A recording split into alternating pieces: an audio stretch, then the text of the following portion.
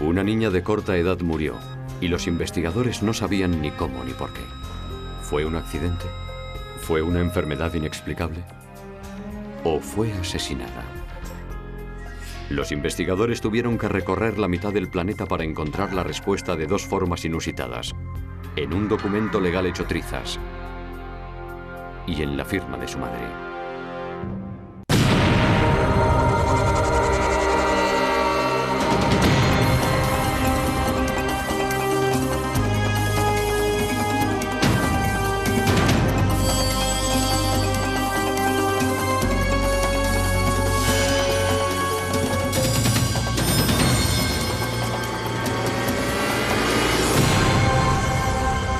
Crímenes imperfectos.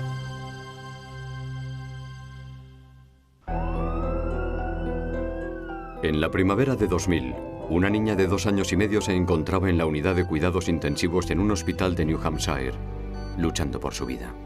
Al principio nadie sabía que fuera algo peor que un mal resfriado, pero comenzó a empeorar de forma dramática. Se llamaba Sunday Aybeck y su caso era único en el hospital. Sunday era de Sudán, donde una cruenta guerra civil estaba sesgando miles de vidas.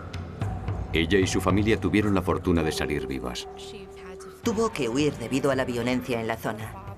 Su padre fue preso político en Sudán y por eso mismo podría ser aún más peligroso para su familia permanecer en el país. Estaba muriendo mucha gente. No importaba de qué bando fueras, tuvimos que irnos. Al poco de nacer Sunday, la familia tuvo que huir a un campo de refugiados de Egipto. 2 años después, una entidad caritativa pudo cobijarles en un pequeño apartamento en Manchester, New Hampshire. Nadie de su familia hablaba inglés. El cambio de su modo de vida en África fue enorme. Tuvo que suponerles un gran choque cultural. Este es un municipio tradicional de New Hampshire con un clima mucho más frío, pero esa familia decidió venir aquí para comenzar una vida mejor, más segura, para que sus hijos no crecieran en medio de las balas. La familia llevaba en los Estados Unidos poco más de un mes, hasta que un día, sin motivo alguno, Sunday empezó a vomitar. Le subió mucho la fiebre y comenzó a delirar. La madre de Sunday dormía en el suelo de la sala del hospital. Se sentaba junto a la niña y la abrazaba. Su principal preocupación era la enfermedad de su hija. Esperaba que se restableciera. Al principio los médicos pensaron que Sunday había contraído una gripe severa. Sin embargo, ninguno de los tratamientos dio resultado y no supieron a ciencia cierta qué es lo que tenía. Los síntomas iniciales de Sunday fueron fiebres altas y vómitos. Podía ser cualquier cosa, desde un virus a cualquier tipo de enfermedad. Yo no sabía qué enfermedad tenía. Los doctores tampoco. No pudieron decirme qué es lo que le sucedía. A pesar de todas las pruebas realizadas, no pudieron determinar la causa de la enfermedad de Sunday. Ninguno de sus hermanos, tampoco su madre, habían caído enfermos. 3 días después de haber ingresado en el hospital, a Sunday le subió bastante la fiebre y su cerebro se hinchaba de forma incontrolada. Entró en coma y murió. Cuando tienes hijos, igual que Dios te los da, Dios te los retira. Cuando Sunday murió, traté de ser consciente de que era un regalo que Dios ahora reclamaba para sí. Para la familia de Sunday, la promesa de una vida tranquila en Estados Unidos se había convertido en una tragedia indescriptible. El abogado de la madre dijo que ella le confesó que de haber sabido este desenlace nunca se hubiera trasladado con su familia a los Estados Unidos. Pero claro, eso era impredecible. Ella había huido de un peligro, pero no tenía la más remota idea de que se habían adentrado en otro peligro. Pronto se abrió una investigación para averiguar qué había sucedido. Y lo que yacía de fondo no era una enfermedad, sino un asesinato. Durante un nevado día de primavera del año 2000, Sunday Aybeck, de 2 años de edad, era enterrada a miles de kilómetros de su Sudán de origen. Nunca olvidaré a las mujeres en medio del séquito. Iban vestidas con prendas africanas, gorros de lana y guantes. Entonaban cánticos africanos al tiempo que nevaba. Seguramente nunca habrían visto la nieve. La escena en su conjunto es para mí uno de los momentos más tristes. Después de 2 años huyendo de la guerra, la familia creyó al fin encontrar un lugar seguro en Estados Unidos. Pero estaban equivocados. Llegaron aquí en busca de una vida mejor para su hija y esta acabó en un cementerio de New Hampshire en medio de una nevada. Y esto condujo a preguntarnos lo siguiente: ¿por qué se produjo este fatídico final? Los investigadores pensaron que el envenenamiento podría ser una posibilidad. Cada vez que un niño muere por causas inexplicables, creo que la policía sospecha siempre primero de un miembro de la familia.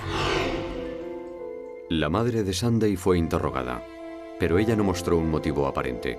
Le preguntaron si alguno de sus hermanos pudo haberlo cometido. Era ridículo. En África, un niño sería incapaz de envenenar a uno de sus hermanos. Tampoco sabrían cómo hacerlo. No podría ser nadie de la familia. ¿Podría darse el caso de que fuera uno de los vecinos, hastiado de la llegada de refugiados al barrio? ¿Podría ser eso? En nuestro bloque vivía otra familia de sudaneses. Su hijo cayó enfermo antes que Sunday. Sin embargo, se recuperó, no murió. ¿Fue una gripe severa la causante de la enfermedad de esos niños? Los facultativos de New Hampshire no pudieron determinar de qué murió Sunday, y eso disparó las alarmas. Una de las preocupaciones iniciales fue asegurarnos de que no se tratara de una enfermedad exótica que tanto Sunday como su familia trajeran a los Estados Unidos y que se expandiera por todo el país.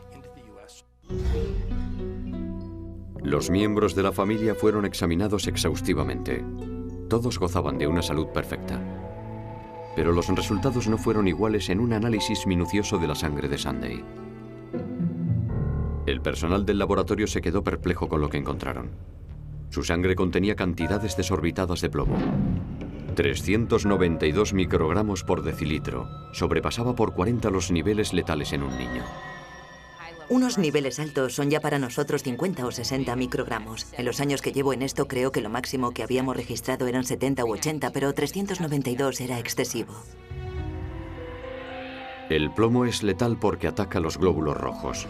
Elimina el oxígeno de la sangre y por tanto el cerebro no recibe energía. La causa oficial de la defunción de Sunday fue envenenamiento con plomo. El primer caso de esta índole en los Estados Unidos en más de una década. A la familia le costaba asumir lo sucedido. Uno de ellos me dijo: mire, en África no tenemos plomo. Lo más en las balas, pero morirías del disparo. Los investigadores examinaron al resto de familiares para comprobar si también habían estado expuestos al plomo. Las pruebas mostraron que todos estaban en los niveles normales. Había algo único en el caso de Sunday. Esta horrible tragedia ocurrida en la familia no era consecuencia de que sus miembros hubieran estado expuestos a un peligro común. ¿Cómo pudo introducirse una dosis letal de plomo en el organismo de Sunday mientras el resto de la familia estaba indemne? Acordonaron el bloque en el que vivían en busca de respuestas. La pintura, el origen más común de envenenamiento por plomo, fue analizada con un instrumento de rayos X portátil. Utiliza una fuente de radiación que básicamente estimula los átomos de plomo de la pintura, los cuales, por su parte, devuelven rayos X a la máquina en cuestión. Se encontraron cantidades ínfimas de plomo en la pintura, lo normal en un viejo edificio. No lo suficiente como para acabar con una persona. Entonces los investigadores analizaron el agua, el aire, los utensilios de cocina y los juguetes. No obviaron nada de lo que había en el apartamento. Escogíamos una parte de la casa, hacíamos una marca de 30 centímetros cuadrados, le pasábamos una gasa estéril para recoger el polvo y lo depositábamos en una pipeta aséptica que era analizada para ver los niveles de polvo. El contenido de las pipetas fue disuelto en ácido hidroclorhídrico. En un proceso denominado absorción atómica, la solución fue expuesta a temperaturas de más de 1500 grados centígrados. Se quema la muestra con una llama producida por gas acetileno y se ajusta el instrumental para detectar únicamente plomo. No se detectaron niveles fuera de lo normal. Nada en el edificio pudo producir una dosis de plomo suficiente como para matar. Así que regresé a la oficina y me dije, no creo que esté en la casa, debe de ser otra cosa. Un análisis exhaustivo no proporcionó pistas de cómo la pequeña Sunday Aybeck pudo estar expuesta a una dosis elevada de plomo. Se conocen los peligros del plomo desde hace 2000 años. Los romanos ya lo identificaron como causante principal de enfermedades e incluso los griegos muchos años antes. No es ninguna novedad. Los investigadores seguían sin descartar que la hubiera envenenado alguien en los Estados Unidos. Pero ahora tuvieron que considerar la posibilidad de que Sunday fuera envenenada antes de emigrar a América. Quizás en el campo de refugiados. Se pusieron en contacto con el Ministerio de Sanidad egipcio para analizar la papilla suministrada a los bebés, ya que si se daba el caso de que estuviera contaminada podría afectar a miles de niños. Analizaron los alimentos, el aire, el agua y la tierra del campo de refugiados. Todo dio negativo. Parecía como si el enigma de cómo fue asesinada Sunday nunca pudiera ser descifrado. Era todo un misterio. ¿Qué le había sucedido y por qué? Los investigadores centraron de nuevo su atención únicamente en Sunday. Dado que el plomo es tóxico, el organismo hace todo lo posible por expulsarlo. Los desechos se acumulan en las uñas y en el cabello. El pelo en una persona crece aproximadamente a una media de 1 centímetro al mes. El cabello de Sunday medía poco más de 2 centímetros y supuso una ingente fuente de información. Ella llevaba solo un mes en los Estados Unidos y previamente había estado en Egipto. Por tanto, si tomábamos una muestra de cabello para analizar su contenido en plomo, habría que dividirla en 2 partes. Una la que había crecido en Estados Unidos y la otra mitad la que había crecido antes. De esta forma podríamos hacer una comparación del tiempo de exposición. El cabello fue bombardeado con neutrones radiactivos. Esto provocaba que los diversos elementos de la muestra reaccionaran de forma peculiar. El extremo del cabello de Sunday tenía cantidades muy pequeñas de plomo, pero la base, la parte más cercana a la raíz, marcó niveles alarmantes. Lo que eso indicaba era que en Estados Unidos ella había estado expuesta a niveles de plomo de una consideración importante y que los niveles anteriores entraban dentro de lo normal. Por consiguiente, la causa estaba en este país y no en Egipto. Los investigadores debieron de pasar algo por alto, pero no sabían qué. Dieron un giro de 180 grados, volvieron a Manchester y se plantearon qué habían pasado de largo. Interrogaron a la madre de Sunday de nuevo, y esta les dijo algo que no habían oído antes. Que Sunday había pasado mucho tiempo en el portal del bloque en el que vivían. Siempre tuve la certeza de que la causa de la enfermedad de Sunday tenía que ver con nuestro apartamento. Finalmente se enteraron de que la niña efectivamente había pasado el tiempo jugando en la entrada principal y de que la madre la había visto arrancar pintura del suelo. El porche de su vivienda estaba en muy mal estado. La pintura era vieja y descascarillada. De repente, los investigadores creyeron haber resuelto el misterio. Parecía ser un fenómeno denominado pica. La palabra es el término latino para denominar a la urraca, el ave que engulle prácticamente todo. Se trata de una conducta típica de los niños, aunque no siempre de ellos. Consiste en echarse a la boca todo lo que encuentran. La pintura con plomo a menudo sabe dulce. Se trataba de una pequeña niña malnutrida con carencias alimenticias. Seguramente habría arrancado costras de pintura para a continuación chuparlas o masticarlas. Muestras de pintura del porche indicaban niveles de plomo 37 veces mayor que el límite permitido. Para comprobar si fue la pintura lo que mató a Sunday, los investigadores se pusieron en contacto con uno de los Centros para el Control de Enfermedades. Las muestras fueron disueltas en ácido nítrico y luego las calentaron para que los isótopos, o sea, el distintivo químico del plomo, se hiciera patente. Se extrajeron muestras de la sangre de la niña para analizarlas y compararlas con otras posibles fuentes potenciales a las que había estado expuesta para así discriminarlas. De esta forma podíamos identificar o excluir esas diversas fuentes. Los isótopos de la pintura del porche y de la sangre de Sunday eran idénticos. Los resultados eran concluyentes. Sunday Aybeck ingirió una dosis letal de plomo a través de la pintura existente en el acceso principal de su vivienda. Pero el caso aún no estaba cerrado. Los investigadores pronto encontraron pruebas que atestiguaban que desde el primer momento alguien sabía que Sunday corría peligro. Así que deliberadamente ocultaron esta información tanto a la familia como a la policía. Tras un año de investigaciones, al fin se pudo demostrar de forma fehaciente qué es lo que había acabado con la vida de la pequeña Sunday Aybeck. Concluimos que el plomo de la pintura y el polvo existente en aquel apartamento de Manchester fueron la principal causa del envenenamiento.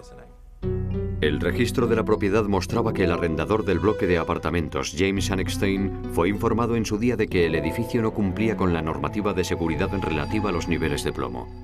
Por ley, los arrendatarios tenían que ser sabedores de ello. Los propietarios y los agentes inmobiliarios que alquilen edificios construidos antes de 1977 están obligados a suministrar un informe relativo a los riesgos que acarrea el plomo de la pintura. Para demostrar que han sido informados, los inquilinos deben firmar estos documentos en cuestión. El propietario aportó fotocopias de estos documentos y firmó un juramento en el que declaraba que eran auténticos. Los investigadores no lo tenían tan claro. Los arrendatarios nos dijeron que no habían firmado dichos impresos. Examinamos las firmas de tales documentos. Queríamos tratar de descubrir si habían sido falsificados. Expertos en grafología compararon las firmas de los documentos con las firmas de los inquilinos. Ambas coincidían al 100%. Era un experto en el tema porque las firmas apenas diferían. Si hubiera hecho algunas variaciones, habría sido un caso mucho más difícil de resolver. Las firmas no eran falsas. Fueron duplicadas de otros documentos que los inquilinos habían firmado. Determinamos que las firmas habían sido sustituidas. Eran una réplica exacta de rúbricas dejadas en otros documentos, lo cual indicaba que habrían sido pegadas de alguna manera y por tanto era un fraude. Una de las firmas fue la clave. Era de la madre de Sunday, Mary Allorut. En el documento aportado por el propietario su firma aparecía en caracteres latinos. En aquel entonces, Mary apenas sabía escribir en inglés. Ella aún seguía firmando, marcando con una X, a pesar de que un profesor de una asociación caritativa religiosa le estaba enseñando a hablar, leer y escribir en inglés. Era prácticamente evidente, incluso para los no expertos en grafología, que esa no era su firma. Los investigadores registraron la oficina del propietario. En el fondo de una papelera encontraron más de 60 trozos de papel. Los servicios secretos reconstruyeron aquel documento a partir de los 60 y tantos pedazos de papel encontrados. Cuando ensamblaron los fragmentos, los investigadores encontraron la firma falsa original con el nombre de Mary Allorut. Era idéntica a la existente en el informe de seguridad relativo al plomo. Falsificó la firma de la madre de Sunday Aybeck del impreso relativo a los riesgos del plomo en la pintura. La incrustó en él para cuando hubo que presentarlo en la Agencia de Protección Medioambiental y ante el jurado. Las huellas dactilares del propietario figuraban en el documento, no así las de Mary Allorut. Era más que improbable que ella hubiera manejado ese documento o que tuviera algo que ver con él. Los investigadores dijeron que cuando Anekstein se enteró de la muerte de Sunday, supo que él era potencialmente responsable de ello. Así que tomó las firmas de sus inquilinos fotocopiándolas de otros documentos y a continuación las ubicó en la parte destinada a la aceptación de los términos de seguridad del acuerdo.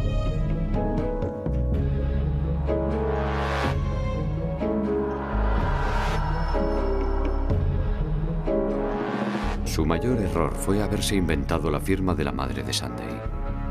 Al parecer desconocía totalmente cómo escribía su nombre. Por tanto, era obvio que aquella no era su firma. Si tuviera que calificar esta falsificación, le pondría un suspenso cercano al 0. Enfrentado a las evidencias, James Anekstein se declaró culpable de obstrucción a la justicia y de haber ocultado a sus inquilinos que vivían en condiciones inseguras. Lo que motiva a los delincuentes de esta índole no es otra cosa que el dinero. Quieren ahorrarse algo a cualquier precio. En este caso, él lo pagó caro, pero aún más la niña. Haber pintado la entrada le hubiera costado solo unos cientos de dólares, que hubieran salvado la vida de Sunday. La familia obtuvo una indemnización de $700.000 por parte de Anekstein y su inmobiliaria. Fue sentenciado a 15 meses de cárcel y se le impuso una multa de $40.000. Fue la primera condena en los Estados Unidos por no haber notificado la presencia de plomo en la vivienda. Cavó su propia fosa y tuvo que pagar una gran compensación, y creo que la Agencia de Protección del Medio Ambiente pensó que sería un buen escarmiento para otros propietarios que actuaban igual. Me alegró que le castigaran. Era un mentiroso. Yo nunca había firmado esos papeles. Mintió. Y es justo que le castigaran. La familia de Sunday fue realojada en el estado de Tennessee. Aún están adaptándose a la vida en los Estados Unidos y reponiéndose de la muerte de Sunday. Mientras, Sunday yace en una tumba anónima en el cementerio de New Hampshire, a cientos de kilómetros de su familia, a miles de kilómetros de su país natal. Su muerte pudo ser evitada fácilmente, y gracias a los análisis forenses es mucho menos probable que otra familia sufra la misma tragedia.